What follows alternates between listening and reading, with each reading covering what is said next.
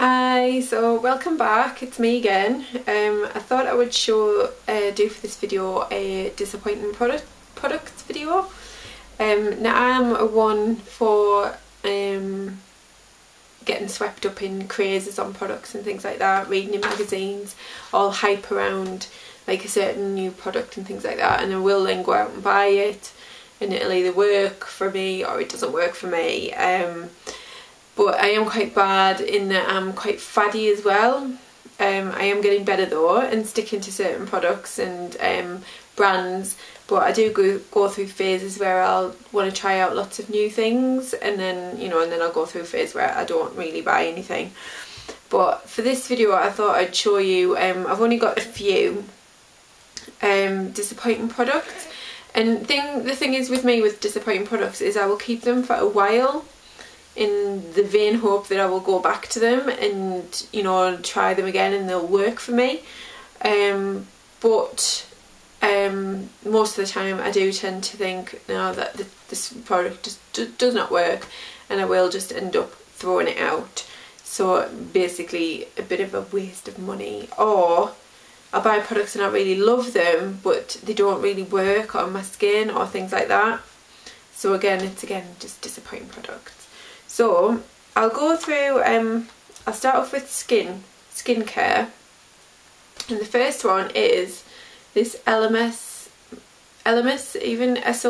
emergency cream, and this is for Elemis is obviously, it's a high-end brand, what I would call a high-end brand. It's quite expensive. There's it's slightly more expensive than, well, I think it's a bit more expensive than Liz Earle. And I'm a massive Liz Earle fan, and I am going to do a skincare video on all of my Liz Earle stuff and like my skincare and things like that. But I did try a few Elemis products, well, only a couple really for skincare, but this one here I just am quite disappointed with, because it is quite expensive, the SOS cream. I have made some notes, I've been prepared.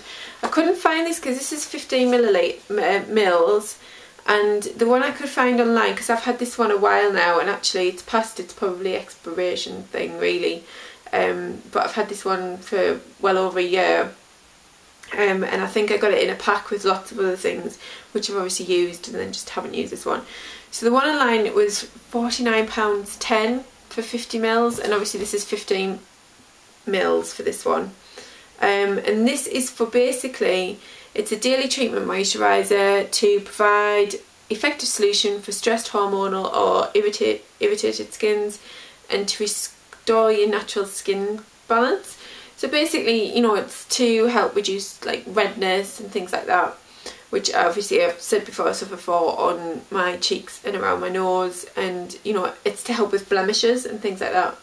This has not worked for me. The texture it's quite thick texture, and that's there, I'm not sure if you can see, but it's really thick, but it's very, like, I find it very, like, it feels very greasy on my skin. Like, it's very thick, and it doesn't soak into the skin very well, and the scent is lavender.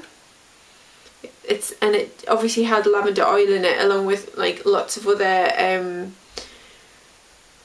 like herbal things in it as well as like water and glycerin and things like that. But the main scent is lavender. Now I'm a bit funny with lavender. Some things I like it in, and other things not. But I don't like it to be overpowering, the lavender smell. I don't like too much of a hit you in the face lavender smell. And this one, it's not overpowering, but because it's lavender and it's lavender mixed with something else, so it's a bit of a funny smell. Not really keen on it, and for me it didn't really help with my redness or my blemishes, unlike say the Liz Earle Super Skin moisturiser, which I have been using recently, because I save that for like if I need a bit of help on a bit more help on my skin, and that's really helping to clear up a few blemishes that I have around my chin, and also I've got a little burn on my forehead off some Remington tongs, which I'm going to show it in a haul video after this one. But yeah, this for me personally, this hasn't worked on my skin, and it's expensive obviously for what it is. So, you know, obviously if it works for you, great. If not, you know, this is one of my sort of top disappointing products, and I wouldn't be repurchasing this. So I say for me, like I say, the Liz Earle Super Skin Moisturisers really helps with clearing up blemishes, and for redness, I've obviously been, I use on and off the Aven anti-redness moisturising cream, and that's obviously a fraction of the price for that. So for me, like I say, the texture's a bit heavy, really heavy, a bit greasy, doesn't soak in very well, and for me it hasn't helped with any blemishes or redness. So that's disappointing product number one. Disappointing product number two would be this Garnier Miracle Skin Perfector, which is the Daily All-in-One BB cream. Now there's been masses of hype around BB creams in it. I mean, I didn't know about them until it was last year, because I bought this when it first came out, so that was last year, mid last year I think it was. So it was when it was brand new on the market. Saw it in the magazine and thought, sounds fantastic, gotta give it a whirl. Obviously tracked it down in Boots and purchased it. Now this is for light, this is the light one. I think they do it in 2 shades, and this is the light for light skin, because obviously I'm like pale skin tone. Masses of hype around BB cream. It's very big on in the Asian skincare market for like, it's basically your all-in-one. BB cream stands for blemish balm, so it's supposed to really perfect your skin out, you know, hide any blemishes that you've got, reduce any redness, basically give you, it's a bit like a fancy or all-in-one tinted moisturiser basically. This for me, I just find it's just basically grease on my skin. Not keen on, I mean, obviously I've used probably that much of it because I've kept going back to it in the vain hope that I'm actually going to like it, and I'm just not keen on it. I have like normal combination skin. Sometimes it's oily around my nose and my cheeks. My forehead can be quite dry sometimes, but again it goes through stages where it'll go a little bit oily. But most of the time it's basically alright. Dry patches tend to be on my forehead, if they are anywhere on my face. But you know, so it's like combination skin, and this is just such like grease on a plate basically. It's quite thick when you oh, that's it there. So it's quite thick in consistency, and because this is for light skin, it's actually really, it's quite dark. So it is like a tinted moisturiser, but it's, again, even though it's for light skin, it is like really, it's quite dark for me, or what I would call quite dark. So it's like an orange tone to it, which is my one, it's a really pet peeve of mine when for foundations for people with light skin tones, they're either far too orange or, you know, or too yellow. Sometimes it tends to be more on the orange side, and you know, it is quite frustrating trying to find something for light skin tone. This is just, I don't find particularly great. It doesn't even on my skin tone. It doesn't hide any blemishes. I mean, obviously you would have to wear concealer on top of it. It's good if you want in a sheer coverage, because obviously that's what it is. It's a very sheer coverage for me, and I like to have a dewy skin tone. It's like dewy skin look, so not like a heavy coverage, but I like a little bit more coverage than this gives me. And basically, you know, by the time you get to sort of lunchtime on a day, your skin just feels all like greasy and clogged up, so it tends to clog your pores as well. So that is disappointing product number 2. That is under, I think it retails at under £10. So obviously not too much. If it doesn't work for you, then obviously you can get rid of it. Still £10 basically, you know, that you're chucking away, but you know, not as expensive as the likes of that, which is the LMS one. So no, that for me personally hasn't worked. That is disappointing. Product number 2. Product number 3 is this number 7 foundation, and it's the Stay Perfect foundation with SPF 15, and this is in shade 02 Alabaster. Now the thing I like about this, I've never tried number 7 foundations before this one, so this was the first one that I bought, and it's in a glass bottle, so obviously it looks more luxurious than say like your plasticky bottles, you know, and the top's all like got a little bit of sparkle to it. The colour is really good for my skin tone. It's blobbed on there, so that's the positive to it, is it's alabaster and it's nice skin tone. It has like yellow undertones in it, which works better for me than, you know, like something with pinky or like orange undertones in it. So the positive thing about that is obviously the packaging for me and the colour alabaster.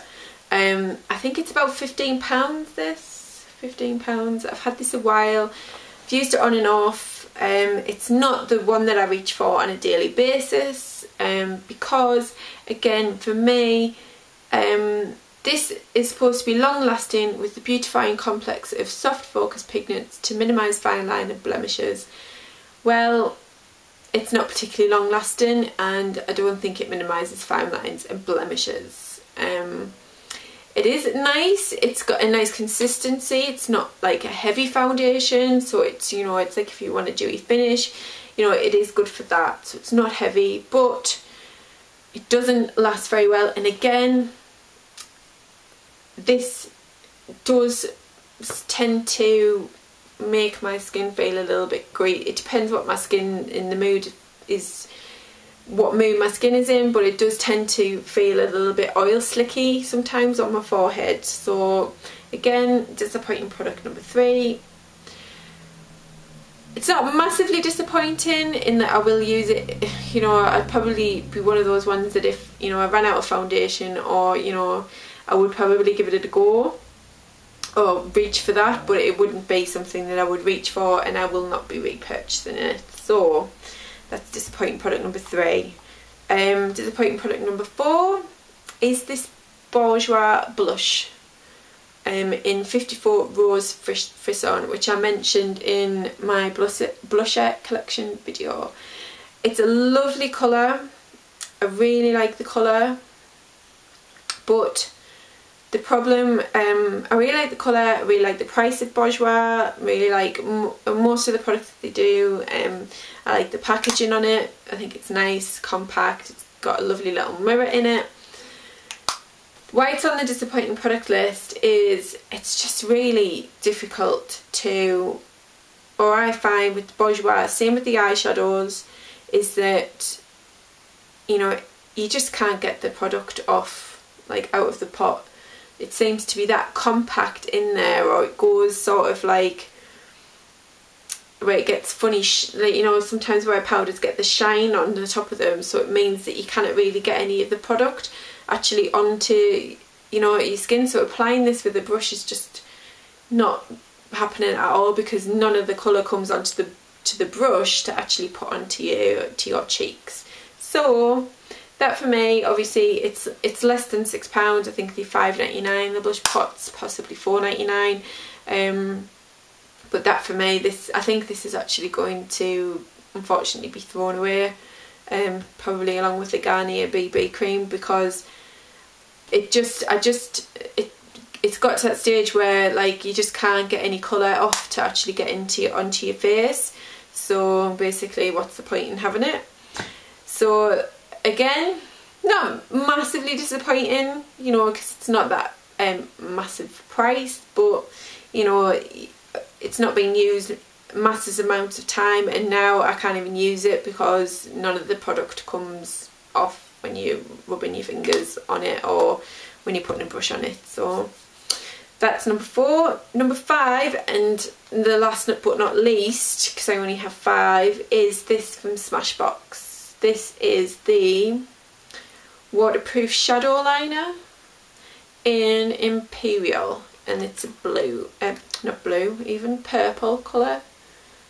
So it's like quite a dark purple. Now this is disappointing in that obviously Smashbox products, you know, they pride themselves in saying that, like, you know, they for photos, you know, they have a Smashbox studio in the States, and that's where it's come from.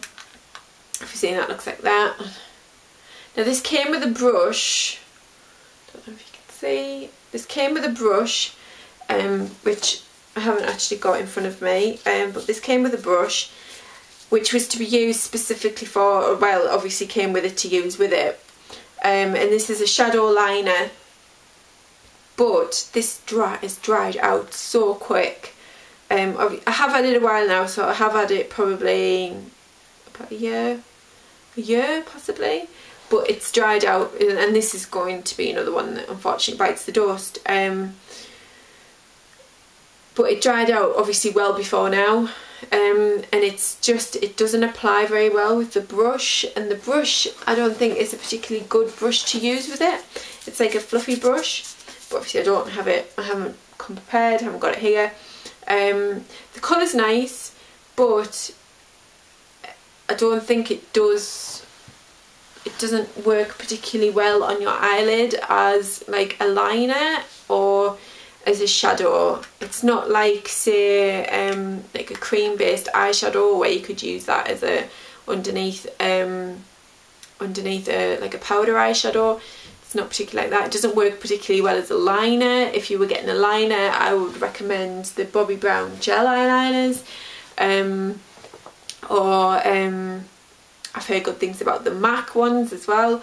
So I basically just wouldn't recommend this. It's quite expensive for what it is because it's a tiny pot. It's smaller than the Bobbi Brown eyeliner pots, so I just basically am really disappointed with this, and because it's dried out so quickly. I mean, creams do tend to dry out. You've got to be really careful with creams and make sure the top's really tightened, but the top has been tightened and it's just dried out ridiculously fast. So that's why I will not be repurchasing. The brush is quite good though, I tell you. I'm very impressed with the brush for doing contour work with eyeshadow in your crease and things like that. But the brush for me didn't really work well with this product, and the product itself was a bit substandard for the price. So, and I think, although I couldn't find it online, so I don't know even if they do it anymore, but I think it was about £25, possibly a bit more, for that and the brush, and I got that off QVC, so it was obviously on an offer. But no, not a good thing, and I will not be repurchasing that, and possibly maybe not be repurchasing any Smashbox products, but we'll see. Anyway, any comments, please leave them in the comments below. If you've had any same experiences or with these products, any of these products, or if you like any of the products and obviously have a different opinion, do share them. I'd love to hear. So that's it for now. Alright, bye.